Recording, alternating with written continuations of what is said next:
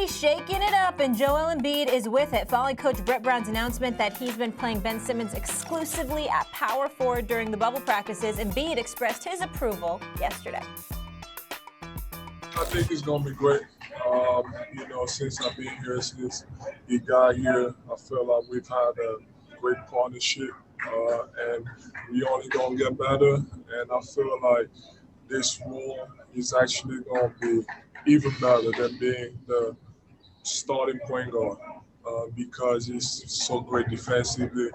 And offensively, when he has a chance, he's probably one of the fastest guys in the league. So just getting a rebound and just pushing in transition and finding shooters, and then in half-court play, we can use him in a lot of ways, pick and roll or out of the post. So I think we're going to be great. Stephen A. Simmons to power forward. How do we feel about this helping Philly ultimately win a title? I love it. I think it elevates the Philadelphia 76ers, aspirations. I remember last year watching these guys when Jimmy Butler was raising holy hell as a member of the Philadelphia 76ers because he didn't like the way he was initially being utilized. Brett Brown had assured them that as the season progressed, once he had been acquired from Minnesota, as the season progressed, that obviously he would play a greater role. It would be about him and Joel Embiid feeding off of one another on the offensive side of the ball, and Ben Simmons would just basically patrol and just venture around the front court area and do his damage on that level because, obviously being 6'10" with this exceptionally long wingspan, his athleticism, passing ability, basketball IQ, his ability to elevate. Obviously, Ben Simmons can do some things, particularly in pick-and-roll situations when he's a screener. Well, now elevate that to what decision that they made here by officially making him essentially the 4. The key to pay attention to here is Shake Milton. This is a guy that averaged nearly 18 points a game over the last 9 games or so when Ben Simmons was injured. This is a guy that dropped 39 on the Clippers with Kawhi and Paul George defending him. Or I think it was either Kawhi and Paul George or Kawhi and Patrick Beverly. It was 2 of the 3.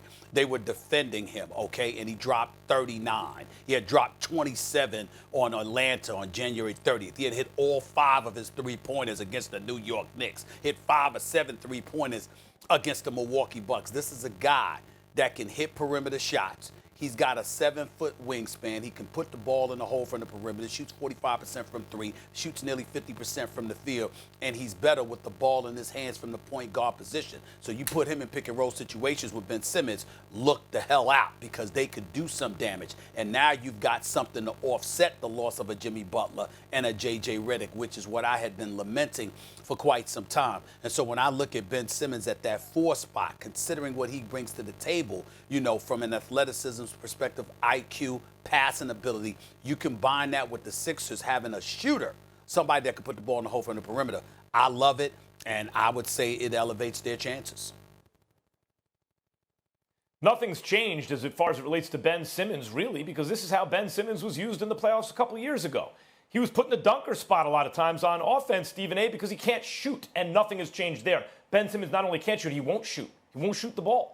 So he's a great player. He's having a great year. Defensively, he's been a beast. Offensively, he's totally excellent, but he can't shoot. Shake Milton has been a revelation. Shake can really play. He's an actual player, right? But really what this has to do with more than anything is the personnel on the squad. Al Horford, for whatever reason, can't coexist in the front court with Embiid. The team gets much, much worse when Horford plays the 4. And given how diverse Horford's skill set, as they say, is, it's surprising. I was very surprised to learn, and I've mentioned it on this show in the past, that Horford had never played the 4 at any organized level. What? Al Horford, who could take the ball up the floor if you need him to, who could defend it like his skill set's so diverse. He can shoot from the outside. He can play in the post. He can defend in the post. He can defend in space. What can't Horford do? But he can't play the 4 next to Embiid? The answer is no, he can't. And the team functions much worse when those 2 guys are. So now you have to shuffle the lineup so there's the Embiid team and the Horford team, right? And so how do you do that? How do you get your best personnel on the floor when the Sixers, who we've said in recent, last couple of years, boy, that starting 5, I don't know about the depth compared to some other teams, but that starting five is really something. But you can't play them all together. Oh, wait a minute. You came up with Shake Milton out of nowhere. Okay, now you do have situations where you can have a starting five where everyone can really play, and you separate out Horford from Embiid. So for that reason, so how do you do that? Simmons goes to the 4, right? And of course, the positions aren't what they used to be. 4 doesn't mean what it did when we were kids, Stephen A. But still, he's in the dunker spot a lot of the time on offense. And so because of the personnel, plus the Horford-Embiid dynamic, this is what we get. I don't see this as really news. This is what was bound to happen anyway. Well, I know we got to go. Let me just that. end by saying this. It's news because it could potentially save Brett Brown's job. He made a move, Max, and if it works, it could save his job. Thanks for watching ESPN on YouTube. For live streaming, sports, and premium content, subscribe to ESPN+.